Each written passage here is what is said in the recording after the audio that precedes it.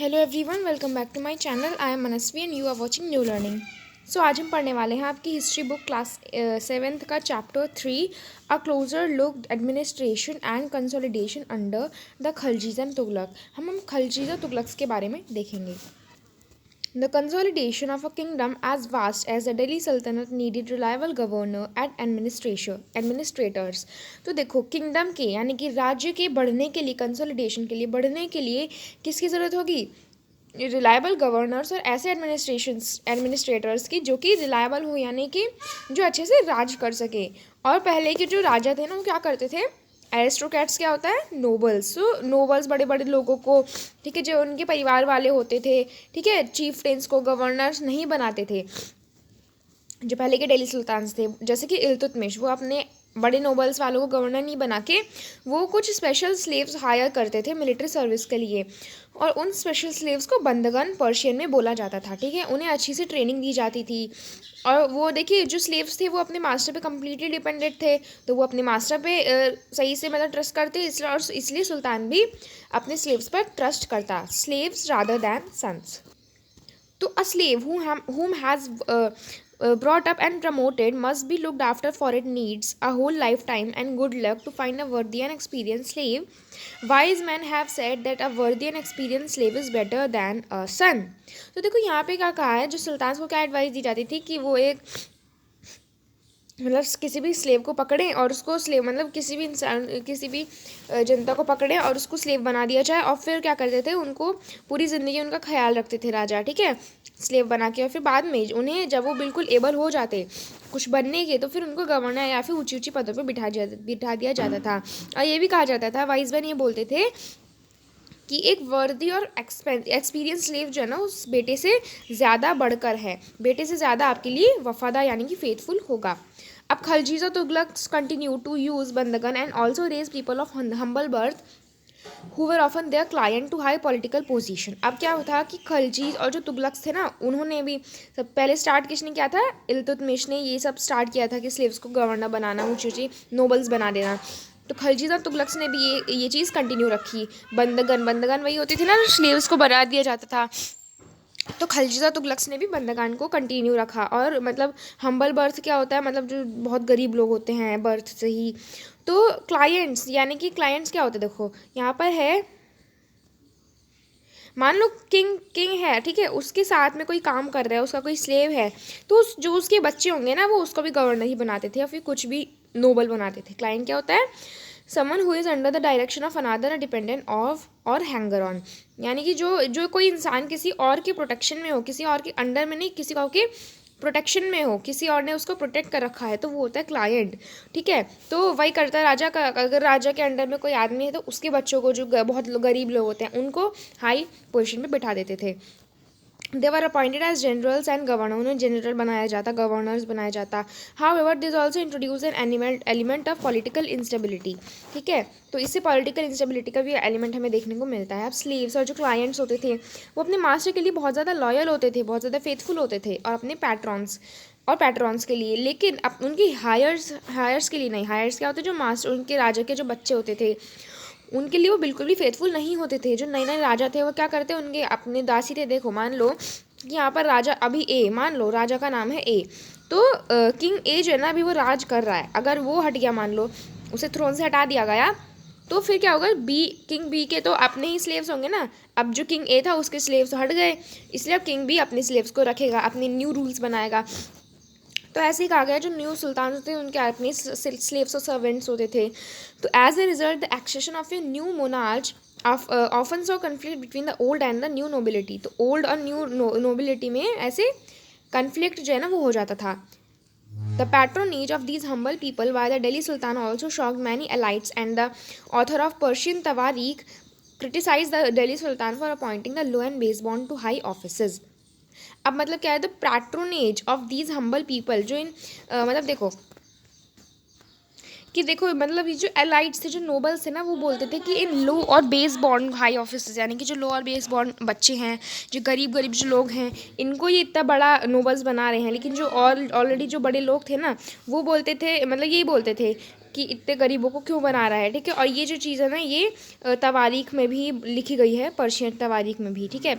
Now officials of sultan Mohammad Tughlaq. तो सुल्तान मोहम्मद तुगलक जो थे, उन्होंने अजीज़ Khumar, a wine distiller, Firuz Hazam, a barberman, का तबक, a cook and two gardener लदायन पीरा to high administrative पोस्ट। तो यहाँ पे सुल्तान मोहम्मद तुगलक जो था ना, तो इसने अजीज़ खुमा यानी कि एक वाइन डिस्टिलर यानी कि जो शराब वाला होता है उसको, और एक जो बार्बर बाल काटने वाला होता है, कुक जो खाने बनाने वाला होता है, ठीक है, और जो दो माली होते हैं ना गार्डनर्स, उनको उसने बड़ी बड़ी एडमिनिस्ट्रेटिव पोस्ट पे बिठा दिया, पोस्ट पे। ज़ियाउद्दीन बरानी जो थे वो 14th century mid 14th century के क्रॉनिकलर थे। Reported their appointments as a sign of the Sultan's loss of political judgment and his incapacity to rule। तो ज़ियाउद्दीन बरानी जो थे वो मिड 14th सेंचुरी के क्रॉनिकलर थे, ठीक है। तो उन्होंने रिपोर्ट किया कि वही कह रहे थे कि मतलब बड़े लोगों को क्यों नहीं बना रहे, ठीक है। Like the early sultans, the Khalji and Tughlaq monarchs appointed military commanders as governors of territory of varying sizes. तो देखो अब क्या था, जो पहले के सुल्तान्स की तरह ही खलजी और तुगलक जो थे वो क्या कर रहे थे, जो मिलिट्री कमांडर्स होते थे ना उन्हें गवर्नर्स बना देते थे टेरिटरीज़ के, यानी कि बड़ी बड़ी साइज़ को लेकर टेरिटरीज़ यानी कि जगहों की उन मिलिट्री कमांडर्स को खलजी और तुगलक किसी मतलब लैंड के गवर्नर बना देते थे। These land were called iqta. अब याद रखिए, बहुत इंपॉर्टेंट है, ठीक है, कि जो लैंड मिलिट्री कमांडर्स को दी जाती थी उस लैंड को क्या बोलते थे, उस लैंड को इक्ता बोला जाता था। और जो होल्डर है उसे इक्तादार यानी कि जो उस लैंड का मालिक था यानी कि जो मिलिट्री कमांडर था उसको इक्तादार बोला जाता था, या फिर मुक्ति भी बोला जाता था। तो मुक्ति की क्या यानी कि उस मिलिट्री कमांडर्स की मुक्ति की क्या ड्यूटी थी कि was to lead military campaign and maintain law and order in their iqta, यानी कि अपनी वो लैंड में लॉ एंड ऑर्डर बना के रखे, जस्टिस बना के रखिए। In exchange for the military service, उनकी मिलिट्री सर्विस के एक्सचेंज में the muqtis collected the revenue of the assignment and salary. तो मुक्तीज़ क्या करते थे, इक्ताज़ क्या करते थे, अपने मतलब इक्तादार क्या करते हैं, अपने इक्ताज़ में से, अपने लैंड में से रिवेन्यू पीजेंट से या फिर लोगों से, ज़मींदारों से रिवेन्यू यानी कि टैक्स इकट्ठा किया करते थे वो मुक्ति, ठीक है।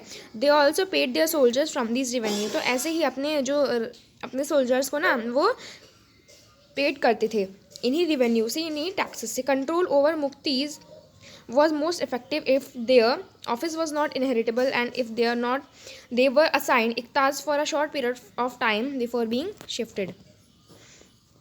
मतलब क्या था ना, देखो कि एक मिनट तो जो मुक्तीज़ पे कंट्रोल कब अच्छा सा होता था, जब बस उनके मतलब वो इक्ताज़ को ना छोटे पीरियड के टाइम के लिए वो लैंड दिया जाता था।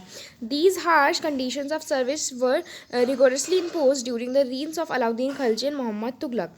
तो यहाँ पर है कि ये जो हार्श कंडीशंस थी ना सर्विस की, वर रिगोरसली इम्पोज ड्यूरिंग तो अलाउद्दीन खलजी और किसके टाइम पर, मोहम्मद तुगलक के टाइम की। मतलब देखो जो मैंने आपको बताया ना कि शिफ्ट किया जाता, छोटे टाइम के लिए लैंड उनको दी जाती थी, ठीक है। जो भी लैंड है वो छोटे टाइम के लिए, शॉर्ट पीरियड ऑफ टाइम के लिए उन्हें लैंड दी जाती थी, ठीक है। तो ये काम कौन करता था, अलाउद्दीन खलजी मोहम्मद तुगलक करते थे, ठीक है। Accountants were appointed by the state to check the amount of revenue collected by मुक्ति। अकाउंटेंट भेजे जाते थे स्टेट में, जिस स्टेट मतलब जो इक्तादार है ना, मतलब इक्ता में अकाउंटेंट्स को भेजा जाता था, ठीक है, कि क्या उसने रेवेन्यू कलेक्ट किया भी है, नहीं किया है, रेवेन्यू कलेक्ट कर रहा है कि क्या कर रहा है, इसलिए, ठीक है। As the Delhi Sultan brought the hinterland of the cities under their control, they forced the landed chieftain, the summoned aristocrat, and rich landlord to accept their authority। तो अब क्या होता था ना, जैसे जैसे दिल्ली सुल्तान brought the hinterland of the cities under their control, यानी कि जैसे जैसे दिल्ली सुल्तान जो था वो अपने यहाँ पे, मान लो उसकी जगह है वो यहाँ पे गैरिसन टाउन है, जो आसपास का जो हिंटरलैंड होता था ना, जैसे जैसे राजा उस हिंटरलैंड को अपने कंट्रोल में लेता था तो दे फोर्स द लैंड चीफ्टेन। तो वो क्या करते थे, जो लैंड चीफ्टेन्स थे, जो समंता एरिस्टोक्रेट्स थे और रिच लैंडलॉर्ड थे ना, कि हाँ भाई हमारी अथॉरिटी तुम्हें एक्सेप्ट करनी होगी। अंदर Alauddin Khalji the state brought the assessment and collection of land revenue under its own control. तो अलाउद्दीन खलजी के टाइम पर जो स्टेट थी ना, उसने सारी लैंड को अपने कंट्रोल में ले लिया था। The rights of the local chieftain of levy tax to levy taxes were cancelled and they were also force to pay taxes. यानी कि ना देखो, जो लोकल चीफ्टेन्स होते थे, ठीक है, जो लोकल ज़मींदार जो होते थे, उनसे क्या कहा कि पहले तो वो टैक्स लगाते थे दूसरों पर, फिर क्या उसको हटा दिया गया कि दूसरों पर टैक्स लगाना कैंसिल करवा दिया गया, फिर उनसे खुद से टैक्सेस लिए जाने लगा। The sultans administrators measured the land and kept careful account. जो सुल्तान जो जो सुल्तान के एडमिनिस्ट्रेटर्स कामकाज वाले जो थे वो क्या करते, लैंड को मेजर करके अच्छे से अकाउंट रखते कि वो लैंड ना बढ़ा ले, इस वजह से, ठीक है। Some of the old chieftains and landlords serve the sultanate as revenue collectors and assessors. तो कुछ ओल्ड जो पुराने चीफटेन्स और जो ज़मींदार होते थे वो क्या करते थे, वो जो पूरे राज्य को as revenue collector and accessors बन जाते थे। देवर 3 टाइप ऑफ टैक्सेस, 3 तरीके के टैक्सेस हुआ करते थे। पहला ऑन कल्टिवेशन कॉल्ड खरज and amounting to about 50% of the peasant produce. देखो पहला टैक्स क्या होता था, कल्टीवेशन पर, जो एग्रीकल्चर होता है ना उस पर टैक्स होता था और जिसको खर्च बोला जाता था, और 50%, ठीक है, और टू अबाउट 50% जो प्रीजेंट का प्रोड्यूस था वो 50% आधा तो ले लिया जाता था। सेकंड था कैटल, यानी कि जो गाय भैंस भेड़ बकरी ये सब कैटल जो होता है ना इन सब को पालने पर टैक्स था। तीसरा घरों पर, मतलब ऑलमोस्ट हर ही चीज़ पर टैक्स था। तो it is important to remember that large part of the subcontinent remain outside the control of the Delhi sultan. तो देखो अब यहाँ है कि इम्पॉर्टेंट था ये याद रखना कि जो the large part of the subcontinent remain outside the control Delhi sultan. Delhi sultan ले मान लो इतने में एक मिनट, इंडिया नहीं बन रही, ओके तो यहाँ पे मान लो ये इंडिया है, दिल्ली ने मान लो इतने में राज कर रखा है, मान लो इतने में नहीं कर रखा उसने राज दिल्ली सुल्तान ने। तो ये याद रखना ज़रूरी है कि बहुत सब कॉन्टिनेंट के बहुत सारे पार्ट्स में दिल्ली सुल्तान का राज नहीं था। बहुत मुश्किल था, मतलब बंगाल में राज करना दिल्ली से, मतलब यहाँ बैठे बैठे ना यहाँ राज करना दूर दूर तक राज करना बहुत मुश्किल हो जाता था। The entire reason became independent, तो पूरा राज्य जो था वो अपने आप इंडिपेंडेंट यानी कि अपने आप पर ही डिपेंड हो गया। Even in the Gangetic plain there were forest areas that sultanate forces could not penetrate. तो देखो एक मिनट, तो देखो यहाँ पर ये है कि गंगेटिक प्लेन में ना फॉरेस्टेड एरियाज थे, जंगल वाले एरियाज भी थे, तो जिसमें कि सुल्तान के जो फोर्सेस थे ना वो उसमें घुस नहीं पाती थी। तो local chieftains establish their rule in this region. तो जो छोटे मोटे जो या फिर जो बड़े बड़े ज़मींदार होते थे, लेकिन जो एक्चुअली किंग नहीं होते थे, जो लोकल चीफटेन्स होते थे वो क्या करते थे, ऐसे रीजन्स में जहाँ पर उनकी सुल्तान की फोर्सेस ना घुस पाए ऐसे रीजन्स में वो रूल करते थे, ठीक है। Sometimes rulers like Alauddin Khilji and Muhammad Tughlaq could force their control in these areas but only for a short duration। तो कभी कभी अलाउद्दीन खिलजी और मोहम्मद तुगलक ने भी ऐसे एरियाज़ में अपना कंट्रोल बढ़ाने का सोचा, लेकिन बहुत छोटे ही टाइम के लिए वो अपना कंट्रोल यहाँ पर बना पाए। चीफटेन्स एंड देयर फोर्टिफिकेशन, यानी कि जो बड़े बड़े लोग थे और उनके जो किले थे। तो Ibn Battuta a 14th century traveller from Morocco Africa explain that Chieftain sometime. तो जो इबन बतूता थे 14th century के ट्रैवलर थे मोरक्को अफ्रीका के, ठीक है।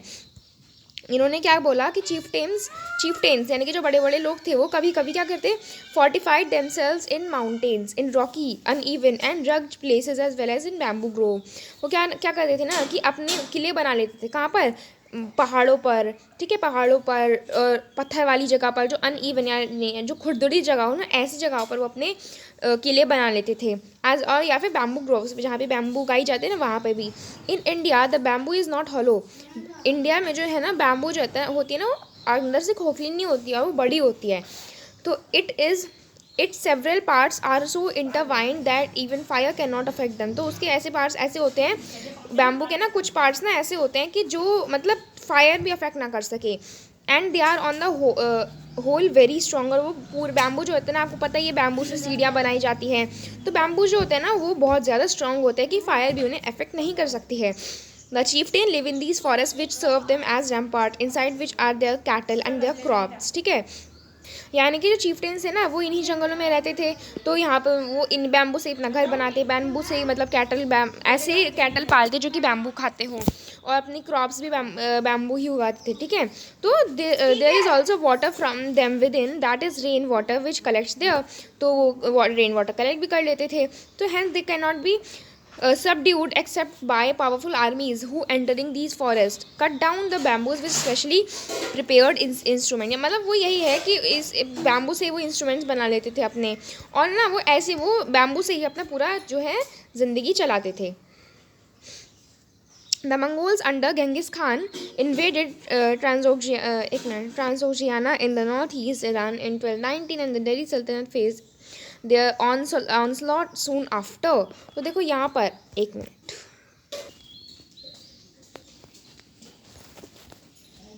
देखो ओके, तो यहाँ पर है, पहले इसको समझ लेते हैं फिर देखते हैं, ठीक है ना।